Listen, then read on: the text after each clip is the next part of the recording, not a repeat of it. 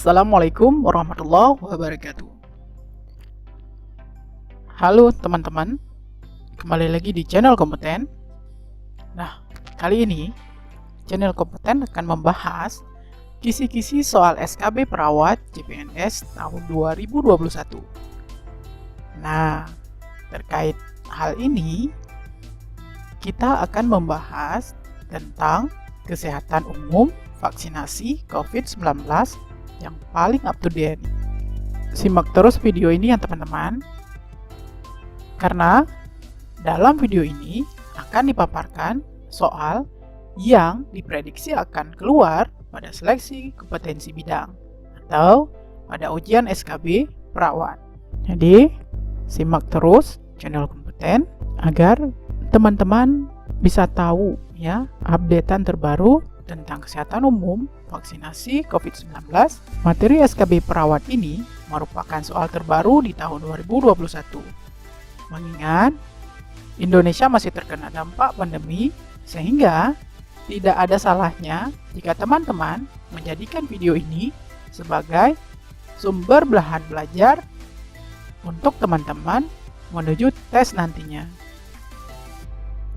Nggak usah lama-lama, langsung saja kita masuk ke soal nomor 1.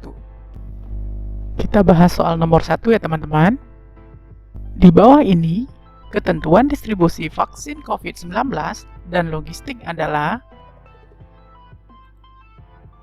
A. Selalu meletakkan vaksin ke dalam vaksin carrier. B. Wajib menggunakan cool box atau vaksin carrier disertai cool pack. C. Penyimpanan vaksin dengan suhu 2-8 derajat Celcius dan dekat dengan evaporator. D. Penyimpanan bagi fasilitas pelayanan kesehatan masih dapat memanfaatkan lemari es domestik atau rumah tangga dan ditata di pintu kulkas. Nah, kira-kira teman-teman, mana yang paling benar untuk distribusi vaksin COVID-19 dan logistik? Ayo. Ya, benar. Jawabannya adalah B yang benar. Ya. Jadi, yang benar itu adalah wajib menggunakan cool box atau vaksin carrier disertai cool packs. Bagus sekali ya teman-teman. Mari kita lanjut dengan soal nomor 2. Alur pelayanan vaksinasi COVID-19 terdiri dari berapa meja? A. 2 meja. B. 3 meja. C. 4 meja. D. 5 meja. Dan E. 6 meja. Perlu kita ketahui bersama teman-teman, alur pelayanan vaksinasi COVID-19 ini telah disederhanakan ya teman-teman. Jadi untuk yang terbarunya, teman-teman juga harus paham bagaimana alur pelayanan vaksinasi COVID-19. Jadi, menurut teman-teman, mana yang paling benar? Jawaban yang benar adalah A, yaitu 2 meja. Memang sebelumnya alur vaksinasi COVID-19 ini adalah 4 meja ya teman-teman. Namun karena telah disederhanakan kembali menjadi 4 ke 2 meja. Sehingga jawaban yang benar adalah 2 meja. Itu ya teman-teman. Soal berikutnya adalah soal nomor 3. Nah, pengurangan jumlah meja menjadi 2 meja pada alur vaksinasi COVID-19, entry data dilakukan di meja berapa? Meja 1, B, meja 2, C, meja 3, D, meja 4, dan E. Meja 5. Nah, sebelum menjawab, kita harus paham dulu ya, untuk dua meja ini alurnya apa-apa saja sih. Nah, jadi sebelum kita menjawab, mari kita lihat pembahasannya teman-teman. Nah, ini adalah alur pelayanan vaksinasi COVID-19 dua meja. Ini adalah alur yang terbaru ya teman-teman. Jadi kalau sebelumnya 4 meja, jadi sekarang Kemenkes sudah membuat menjadi 2 meja. Nah, perlu diketahui di sini ada ruang tunggu ya. Kemudian ada meja 1 dan ada meja 2. Nah, kalau di ruang tunggu ini apa saja yang harus kita perhatikan? Di sini tugasnya adalah petugas memeriksa apakah sasaran ini sudah terdaftar atau belum melalui website pedulilindungi.id dan memberikan kertas kendali untuk lanjut ke meja 1 ya. Nah, di meja 1 ini dilakukan screening dan vaksinasi. Setelah selesai di screening, peserta vaksinasinya aman, baru masuk ke meja 2. Nah, di meja 2 ini dilakukan pencatatan termasuk mulai dari pendaftaran dan perubahan data jika memang itu dibutuhkan, dan diobservasi serta pemberian kartu vaksinasi. Nah, jadi kalau kita balik lagi ke pertanyaan sebelumnya tadi, nah, pengurangan jumlah meja menjadi 2 meja pada alur vaksinasi COVID-19, entry data yang ditanyakan. Ingat ya teman, entry data. Jadi dilakukan di meja berapa? Jawabannya udah pasti ya teman-teman, di meja 2 ya. Jadi jawaban yang benar adalah B. Kita lanjut ya teman-teman. Soal nomor 4.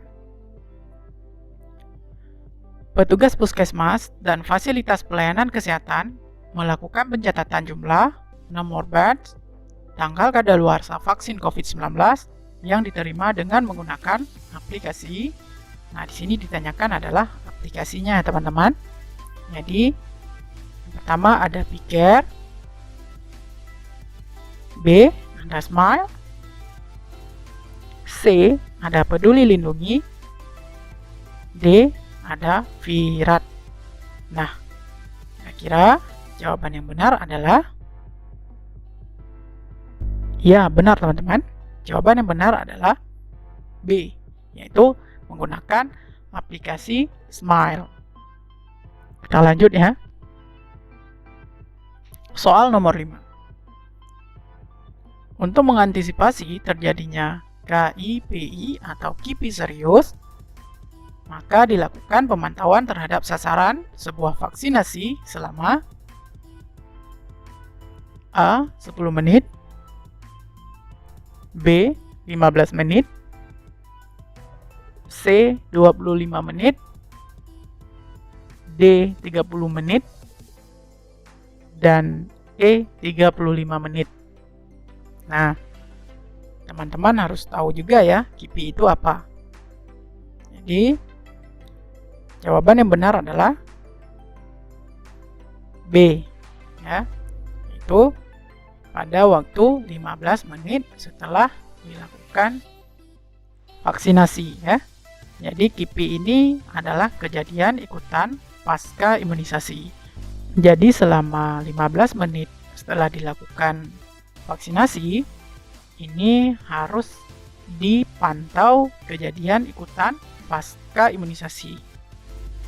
Oke teman-teman. Soal nomor 6. Pemantauan suhu dalam penyimpanan vaksin COVID-19 dilakukan sebanyak A. Setiap hari, B. 2 kali per hari, C. 1 kali per minggu, D. 5 hari sekali, atau E. Tidak perlu dilakukan. Nah, ini pemantauan suhu dalam penyimpanan vaksin COVID ya teman-teman. Jadi jawabannya mana nih? Ya, benar. Jawabannya adalah B. 2 kali per hari. Sudah paham ya teman-teman? Ayo kita lanjut ke soal berikutnya. Soal nomor 7. Di bawah ini terkait dengan manajemen limbah pelaksanaan COVID-19 yang tepat adalah A. Cairan vaksin didesinfeksi dalam tangki desinfeksi kemudian dialirkan ke IPAL.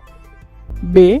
Botol atau ampul kosong didesinfeksi kemudian bisa digunakan untuk tempat obat lainnya. Ini hati-hati ya teman-teman. C. Memasukkan vial vaksin dan limbah alkohol swab, masker medis ke safety box. D. Masukkan spuit dan jarum ke safety box bila safety box telah terisi 3/4 penuh. Segera diganti. Nah, ini sebelum menjawab, mari kita lihat pembahasannya ya teman-teman. Nah, teman-teman, ini merupakan alur bagaimana pengelolaan limbah medis vaksinasi COVID-19. Nah, di sini perlu kita ketahui bersama bahwa sebentar ya teman-teman. Nah, untuk pelayanan baik itu di rumah sakit, puskesmas atau pos vaksinasi, fasilitas pelayanan kesehatan lainnya. Nah, jadi sumber layanan vaksinasi ini ada 3 ya teman-teman. Jadi di sini perlu petugas pengelolaan limbah. Nah, kemudian di alur berikutnya di sini dijelaskan apa saja jenis limbah yang dihasilkan pada saat vaksinasi. Contoh, misalnya yang pertama di sini adalah botol atau ampul atau vial dari vaksin. Kemudian jenis limbah yang kedua adalah alkohol swab yang bekas pakai ya, masker, sarung tangan, APD lainnya. Kemudian jenis limbah yang ketiga adalah sisa vaksin ya teman-teman. Nah, terakhir jenis limbahnya adalah spuit atau jarum. Nah, ketiga jenis limbah ini ya, ini sisa vaksin, alkohol swab, dan botol ampul, ini dimasukkan ke dalam plastik kuning ya, atau plastik yang lain. Nah, tetapi untuk spuit dan jarum ini untuk spuit dan jarum ini dimasukkan ke dalam safety box ya. Nah, nantinya keempat jenis limbah ini akan dibuang ke TPS limbah B3. Nah, selanjutnya nanti setelah di tempat TPS limbah ini akan dihancurkan melalui insinerator, autoclave atau microwave ya. Jadi begini loh teman-teman alur dari pengelolaan limbah medis vaksinasi. Jadi kalau misalnya kita balik lagi ke pertanyaan, di bawah ini terkait dengan manajemen limbah pelaksanaan COVID yang tepat. Di bawah ini terkait dengan manajemen limbah pelaksanaan COVID-19 yang tepat adalah mana nih teman-teman? Ya, benar sekali ya. Jadi jawaban yang benar adalah D. Masukkan spuit dan jarum ke safety box bila safety box telah terisi 3/4 penuh, itu segera diganti. Nah, gimana teman-teman? Kira-kira siap ya untuk menghadapi ujian SKB ya? Jadi semoga bermanfaat ya teman-teman. Jangan lupa dukung terus channel Kompeten dengan cara subscribe, like, dan dukung kami ya teman-teman. Terus semangat, semoga ujiannya bisa berjalan lancar ya teman-teman. Assalamualaikum warahmatullahi wabarakatuh.